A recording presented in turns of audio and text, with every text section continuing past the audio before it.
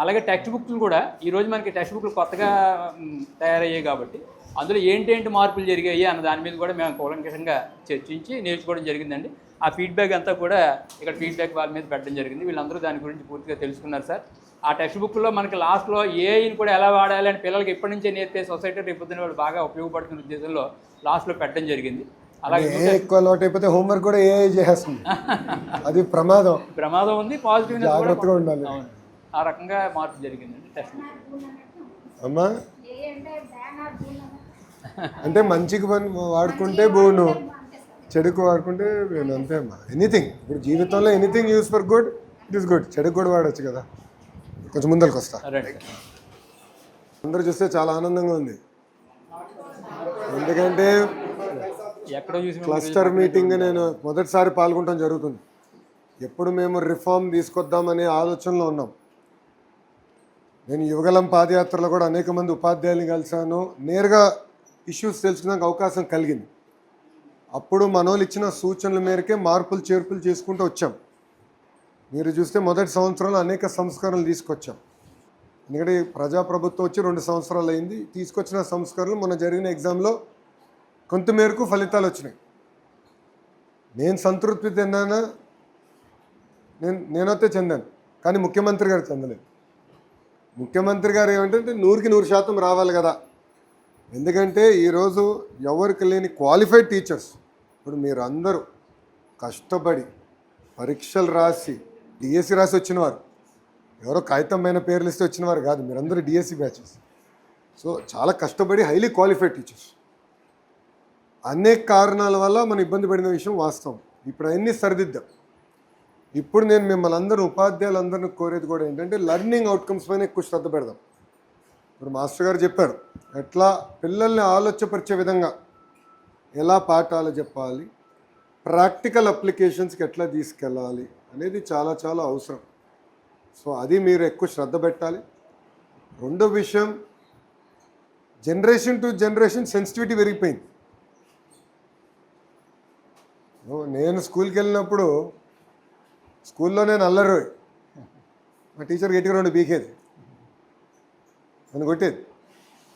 మా క్లాస్లో ఎగ్జాంపుల్ చేసాం కూడా నన్ను ఎక్కువ కొట్టేవారు. మేము ఇట్లా దులిపేసుకుని మళ్ళీ మేము పని చేస్తున్నాం. కానీ ఇంక 3 తరాలు మారేగల ఏమైందంటే సెన్సిటివిటీ పెరిగింది, పిల్లలు కూడా మారుతున్నారు. అది మనం అర్థం చేసుకోవాల్సిన అవసరం ఉంది. ఎందుకంటే మేము గతంలో ఇట్లనే చేసాం కనుక అదేం పనిచేస్తాం కాదు. ఇప్పుడు పిల్లలు కూడా ఏంటంటే ఇప్పుడు ఏఐ అనండి, వేరే మార్గాలు అనుకోండి, పిల్లలు కూడా ఆలోచన మారింది. వాళ్ళు మనం తిప్పి వాళ్ళ డౌట్స్ అడిగే పరిస్థితి వచ్చింది. అది రావాలి. మాకు ఇంట్లో ఒకప్పుడు చెప్పేవారు, ఉపాధ్యాయులు ఏం మాట్లాడొద్దు, ఏం ప్రశ్న అడగద్దని. ఇప్పుడు అది వర్తించదమ్మా. పిల్లలు అడుగుతారు, పిల్లలు మనకి క్విజ్ చేస్తారు. ఎందుకు మా ఇంట్లో మావాడే నన్ను అడుగుతాడు, నన్నే క్రాస్ క్వశ్చనింగ్ చేస్తాడు. మావాడు జెన్జీ గురించి అడిగితే వాడికి అభిప్రాయం ఉంది జెన్జీ పైన కూడా. అంటే వాళ్ళకి అంత అవగాహన ఉంది. నేను అదే నవ్వుకున్నా, వాడు వయసు నాకేం తెలుసు, క్రికెట్ ఆడతాం, వర్షాలు ఎప్పుడు పడితే చూస్తే స్కూల్లో కొట్టచ్చని ఆలోచన ఉండేది. ఆ తరం మేము, ఈ తరం వచ్చేయాలి నెక్స్ట్ లెవెల్కి వెళ్ళాం. సో మారుతున్న తరుణంలో పిల్లల్ని కూడా బాగా మోటివేట్ చేయాలన్న. మీతో అండగా ప్రభుత్వం ఉంటుంది. One thing please be very clear, ఏ సమస్య ఉన్నా ఎవ్రీ ఫ్రైడే మీరు ఎక్కువ ఇక్కడ కలుస్తున్నారు, మీ తరపున వాళ్ళు వచ్చి కూడా ఎవ్రీ ఫ్రైడే కమిషనర్ గారిని కలుస్తున్నారు. Any issues are there, we are resolving it. Continuous process.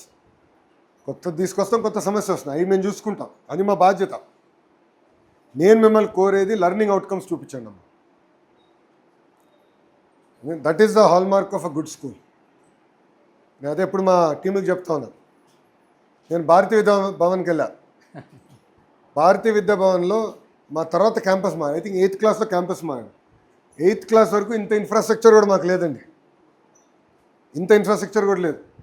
కరెక్ట్గా 3 అడుగుల వరకు గోడ ఉండేది, కేన్ కట్టేవారు, పైన రేకుల షెడ్ ఉంది. సో ఇన్ఫ్రాస్ట్రక్చర్ పర్ఫెక్ట్ అయిందని నేను అన్ను. డెఫినెట్గా ఇంకా ఖర్చు పెట్టాలి, కానీ ముందరికి ఇప్పటికీ చాలా మెరుగుపరిచాం. ఇన్వెస్ట్మెంట్స్ అవుతున్నాయి, ఇంకా చేస్తాం. హై స్కూల్స్ పైన పెడుతున్నాం, సిఎస్ఆర్ డబ్బులు తీసుకొస్తున్నాం, రాష్ట్ర ప్రభుత్వ నిధులు జోడిస్తాం, ఇంకా చేస్తాం. అది హార్డ్వేర్తోనే సమస్య పరిష్కారం. అది సాఫ్ట్వేర్ చాలా చాలా ముఖ్యం. అది మీరు చాలా కీలకమైన పాత్ర వహిస్తున్నారు. సో అందుకే పిల్లలు ఆలోచించే విధంగా క్రిటికల్ అనలిటికల్ థింకింగ్ వచ్చే విధంగా దయచేసి మోటివేట్ చేయండి. నంబర్ 1. రెండోది, పిల్లల్లో రెసిలియన్స్ పెంచాలమ్మా. ఫెయిల్ అన్న పదం తట్టుకోలేకపోతున్నారు ఈ తరం. అందుకే ఎక్కడికి వెళ్ళినా ఫెయిల్ అంటే ఫస్ట్ అటెంప్ట్ ఇన్ లెర్నింగ్ అంటున్నా. First attempt in learning. ఇప్పుడు నేను కూడా 2019లో ఓడిపోయినవాడు. మొదటిసారి పోటీ చేసి ఓడిపోయా. నేను కూడా బాధపడ్డా. కానీ అది నన్ను ఎప్పుడు వెనక ఆగల. నాలో కసి పెంచింది. 80% పోరాడాలి, అక్కడ నిలబడాలి, గెలవాలని తాపత్రయం నాలో వచ్చింది. ఆ కసి రావాలి. అది పిల్లలకి మీరు కూడా మోటివేట్ చేయాలి. ఎందుకంటే మనకు వచ్చే పిల్లలు కూడా డిఫరెంట్ బ్యాక్గ్రౌండ్స్ నుంచి వస్తారు. చాలామంది బ్రోకెన్ హౌస్ హోల్డ్స్ నుంచి వస్తారు. ఆల్కహాలిక్ ఫాదర్ ఉండొచ్చు. నేను ఒక ప్రభుత్వ జూనియర్ కళాశాలకు వెళ్తే పాపతో అప్పుడే మేము మధ్యాహ్నం భోజనం పెట్టాం. ఈ ప్రభుత్వం, మన ప్రభుత్వం వచ్చిన ఆ చెల్లి చెప్తే బాధ వేసింది. తల్లిదండ్రులు చిన్న వయసులో చనిపోయారు. అమ్మమ్మ దగ్గర పెరుగుతుంది. అమ్మమ్మ రోజు కృష్ణా బ్యారేజ్కి వెళ్ళి చేపలు పట్టి తీసుకొస్తేనే ఈమె భోజనం. మనం ఏమనుకుంటాం, ఓకే మధ్యాహ్న భోజనం మంచి పథకం అనుకుంటాం. కానీ అది ఆ పాపదే చిన్నిన తర్వాత నాకు అనిపించింది, ఏం చేస్తున్నాం మన అందరం. సో ఏంటంటే మనకు వచ్చే వాళ్ళందరూ వెరీ డైవర్స్ బ్యాక్గ్రౌండ్ నుంచి వస్తారు. చాలామంది ఇంట్లో కూడా తల్లిదండ్రులు పాఠాలు చెప్పే పరిస్థితిలో ఉండరు. వాళ్ళు కూలి పనికి వెళ్ళొచ్చు, లేదంటే షాప్లోకి పని చేస్తూ ఉండొచ్చు, వేరే పనులకు వెళ్తారు. వాళ్ళు ఇంటికి వచ్చి వాళ్ళు సప్లిమెంటేషన్ చేస్తారు అనుకుంటాం కూడా చాలా పొరపాటు. అందరు చేయలేకపోవచ్చు. సో కర్త కర్మ క్రియ మొత్తం మన వైపే పిల్లలు చూస్తున్నారు. చాలా ఫోకస్డ్గా మోటివేటెడ్గా మనం పనిచేయాలి. మీరు చూస్తున్నారు, ట్రాన్స్పరెంట్గా చేస్తున్నా. ఒక మంత్రిగా నేను ఏం చేసినా ట్రాన్స్పరెంట్గా చేస్తా, ఓపెన్గా మాడతా. నాకు మొహమాటం లేదు. నేను ఉన్నట్టుగా చెప్పే అలవాటు అమ్మా నాకు అది మా అమ్మ దగ్గర నుంచి వచ్చిందో మా తాతగారి దగ్గర నుంచి వచ్చిందో తెలియదు, కానీ ఉన్నట్టుగా చెప్పేస్తా. ఎస్ ఆర్ నో అనేది నాకు క్లారిటీ ఉంది. నేను కూడా మీకు అండగా నిలబడతా. I will take care of any issue that is there. చేయగలిగితే చేస్తానంటే, చేయలేకపోతే చేయలేనంట. Simple logic of life. నేను ఏది నాంచను. That is my responsibility. పిల్లల్ని జాగ్రత్తగా చూసుకున్నాను. నేను మా డిపార్ట్మెంట్కి ఎప్పుడు చెప్తాను, ఒక నిర్ణయం తీసుకుంటున్నాం, ఒక సంస్కారం తీసుకుంటున్నాం, మన పిల్లల్ని పెట్టండి సెంటర్ ఆఫ్ ఇండస్. సొంత మన పిల్లల్ని పెట్టండి, దెన్ టేక్ ఎ డెసిషన్. నేను మీకు చాలా కాంటెక్స్ట్ వస్తుంది. మీకు పని ఒత్తిడి ఉంటుంది కాదన్నట్లా, లెసన్ ప్లాన్లు ఉంటాయి మీకు. ఇప్పుడు ప్రతిరోజు ఇంత మంచి రోజు ఉండదు. గుడ్ డేస్ ఉంటాయి, బ్యాడ్ డేస్ ఉంటాయి. కానీ ఓర్పు సహనంతో పిల్లల్ని మోటివేట్ చేయాలి. ఆ బాధ్యత మీ పైనని నేను మీ వైపు చూస్తున్నా. పిల్లల అటెండెన్స్ కానివ్వండి, ఇప్పుడంతా మీరు మార్క్ చేస్తున్నారు. చాలా ట్రెండ్ నాకు డాష్ బోర్డ్లో కనపడుతుంది. బ్యూటిఫుల్గా చేస్తున్నారు. పిల్లలు కూడా మోటివేట్ చేయాలి. ఎందుకంటే తల్లిదండ్రులు మోటివేట్ చేయరు కొంతమంది పిల్లలు. స్కూల్ వెళ్ళిపోయినా పర్వాలేదన్న పరిస్థితికి వస్తారు. కానీ మన పిల్లలు అది గుర్తుపెట్టుకోవాలి. ఏ పిల్లలు no child should be left behind అమ్మ. ఇప్పుడు మొత్తం అంగన్వాడీ నుంచి హైయర్ ఎడ్యుకేషన్ వరకు మొత్తం నేను ట్రాక్ చేస్తున్నాను. ఒక్క చైల్డ్ కూడా ఎస్ వొకేషనల్కి వెళ్ళొచ్చు, లేదంటే వేరే రూట్ తీసుకోవచ్చు, కానీ ఫార్మల్ ఎడ్యుకేషన్ సిస్టమ్ నుంచి బయటపడుతుంది. సో అది మీ చేతుల్లో ఉంది. జాగ్రత్తగా చేయండి. మనకి ఇంక ఎవ్రీ ఇయర్ ఎగ్జామ్స్ ఉంటాయి. 10th క్లాస్ మీకు తెలిసిన విషయమే. నా భవిష్యత్తు మీ బాధ్యత. అక్కడ మార్కులు సరిగ్గా బాగితే ముఖ్యమంత్రి గారు నాకు నీట్గా కట్ చేస్తాడు ఏం కాదు. కానీ మీరు చూస్తున్నారు, ట్రాన్స్పరెంట్గా చేస్తున్నాం. టీచర్లు ఈరోజు ట్రైనింగ్కి సింగపూర్కి వెళ్ళి వచ్చారు. ఇప్పుడు ఒక టీం ఫిన్లాండ్లో ఉంది. వాళ్ళ విధి విధానాలు అక్కడ నేర్చుకుని వస్తున్నారు. అవి అమలు చేస్తున్నాం. చాలా ప్యాషనెట్గా చేస్తున్నాం. అమ్మ విద్యాశాఖ చాలా కఠినమైంది, మీకు తెలుసు. కరెక్ట్. సంఘాలు ఉంటాయి, మధ్యాహ్నం భోజనం సమస్యలు ఉంటాయి, స్టూడెంట్ కిట్ ఉంటుంది. పొరపాటున ఒక చిక్కి బాగాలేకపోతే అది సోషల్ మీడియాలో బొగ్గుమంటుంది. అవునా కదా? కానీ ఛాలెంజ్ తీసుకున్నాను. I love a challenge. నాకేంటంటే ఈజీగా నాకు ఏది ఇష్టం లేదు. ఛాలెంజ్ నా అసలు ఒక ఛాలెంజ్ ఉంటేనే మనం ఇంకా చేయొచ్చని తప్పనే ఉంటుంది.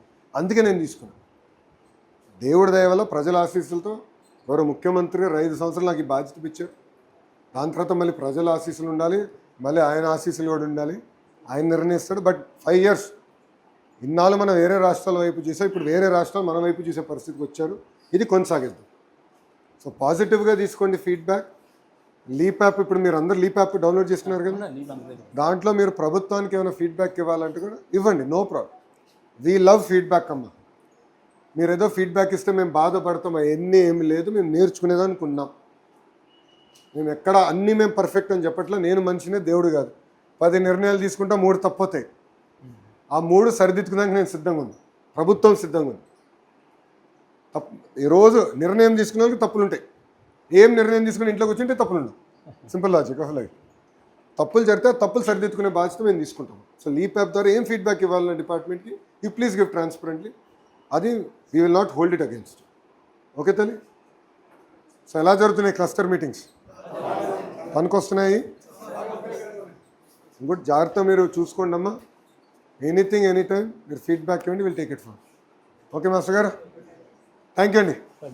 ఉంటానమ్మా. జై హింద్. ఉంటాను.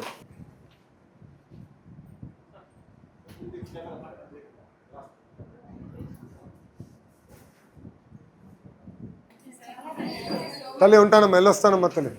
ఉంటాను. థ్యాంక్ యూ అమ్మా. ఉంటానమ్మా. థ్యాంక్ యూ అమ్మా. మాస్టర్ గారు ఉంటాను. థ్యాంక్ యూ అమ్మా. ఉంటానమ్మా. థ్యాంక్ యూ అమ్మా. ఉంటాను. గుడ్. 24 good good. ఇప్పుడు మన ప్రభుత్వం వచ్చినప్పుడు నవంబర్లో పెట్టినట్టు బుడమేరు ఫ్లడ్స్ వల్ల సెప్టెంబర్లో పెట్టలేక నవంబర్లో పెట్టి. ఇప్పుడు ఆల్ ది బెస్ట్ సార్. కలుస్తాను. థ్యాంక్ యూ అమ్మా. ఉంటాను. నమస్కారం. నమస్కారం. మమ్మ తల్లి బాగున్నారా? కూర్చోండమ్మా. బాగున్నారా? నమస్కారం. కెమిస్ట్రీలో ఉండి ఇప్పటివరకు. ఇది బయాలజీ, అటు కెమిస్ట్రీలో ఉన్నాను అంటున్నా. నమస్కారం అమ్మా. కూర్చోండమ్మా. నమస్కారం. ఏమైంది? అయ్యో జాగ్రత్త. చూపించుకున్నారా? చాలా జాగ్రత్తగా ఉండాలి. ఒక్కసారి బ్యాక్ పెయిన్ వస్తే మళ్ళీ జీవితాంతం ఇబ్బంది పడతాం. జాగ్రత్త అమ్మా. కూర్చోండి. నమస్కారం అమ్మా. కూర్చోమ్మా. కూర్చో.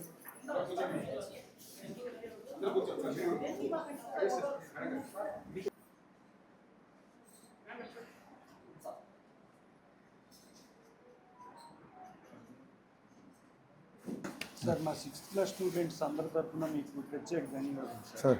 రెడీనెస్ ప్రోగ్రాము ఎక్స్ట్రాడినరీగా ఉంది సార్. Well designed. అదే 5th నుంచి 6th వచ్చినప్పుడు కదా పిల్లలకి హై స్కూల్ అదే బ్రిడ్జ్ కోర్సు. ఒక అది మీరు మనోళ్ళే చెప్పిందమ్మా, టీచర్లు చెప్పింది కలిసినప్పుడు బ్రిడ్జ్ కోర్స్ పెట్టండి సార్.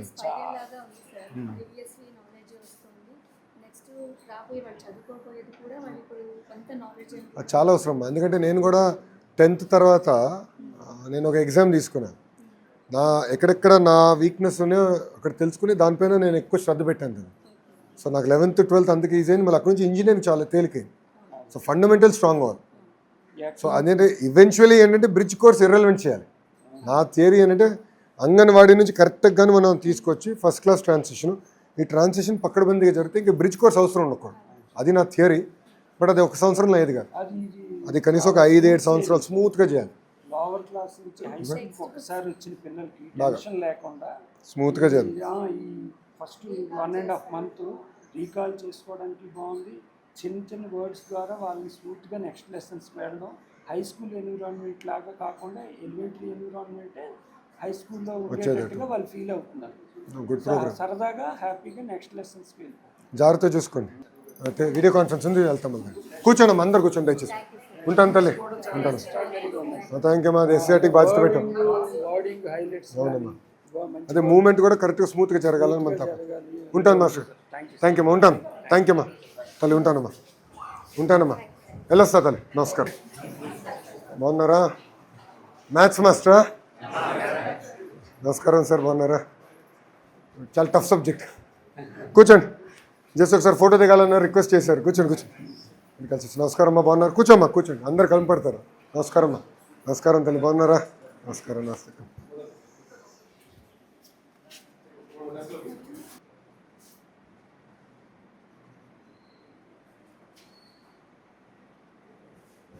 థ్యాంక్ యూ అమ్మా. కూర్చోండి దయచేసి. అందరు కూర్చోండి మాస్టర్. ఏమైనా పనికొస్తున్నాయా క్లస్టర్ మీటింగ్లు? కూర్చోమ్మా దయచేసి. అందరు కూర్చోండి. ఏమైనా నేర్చుకుంటున్నారా?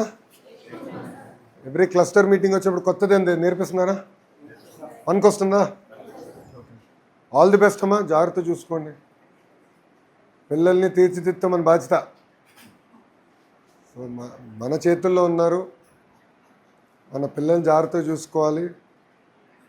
చాలామంది పిల్లలు ఇంటికి వెళ్ళిన తర్వాత కూడా తల్లిదండ్రులు ఫీడ్బ్యాక్ ఇచ్చే పరిస్థితుల్లో ఉండరు. సో సప్లిమెంటేషన్ ఉండదు. సో కర్త కర్మ క్రియ మొత్తం మనమే. సో ఎక్కువ శ్రద్ధ పెట్టండి. ఎవరైతే ఇంకెక్కువ హ్యాండ్ హోల్డింగ్ కావాలో పిల్లలు, ఇప్పుడు మనకి క్లాస్లో తెలిసిపోతుంది. జనరల్గా ఫాస్ట్గా నేర్చుకునే వాళ్ళు ఉంటారు, కొంత మీడియంగా ఉంటారు, కొంతమంది హ్యాండ్ హోల్డింగ్ కావాలి. ఆ హ్యాండ్ హోల్డింగ్ పిల్లలపైన ఎక్కువ శ్రద్ధ పెట్టండి అమ్మ దయచేసి. ఓకే. సో దట్ ట్రాన్సిషన్ కూడా స్మూత్గా అవుతుంది. ఓకే అమ్మా. ఉంటాను తల్లి. థ్యాంక్ యూ అమ్మా. జై హింద్. థ్యాంక్ యూ ఉంటాం. బాగున్నారా? నమస్తే నమస్తే. ఇదేం సబ్జెక్టు? Social studies. గుడ్. బాగున్నారా తల్లి? కూర్చోమ్మా, దయచేసి కూర్చోండి కూర్చోండి. నమస్కారం అమ్మా. నమస్తే నమస్తే. కూర్చోండి అమ్మా, అందరు కూర్చోండి. నమస్కారం మాస్టర్. నమస్కారం అయ్య గారు. నమస్కారం. నమస్తే అమ్మా. బాగున్నారా? నమస్కారం అమ్మా. నమస్కారం. నమస్కారం.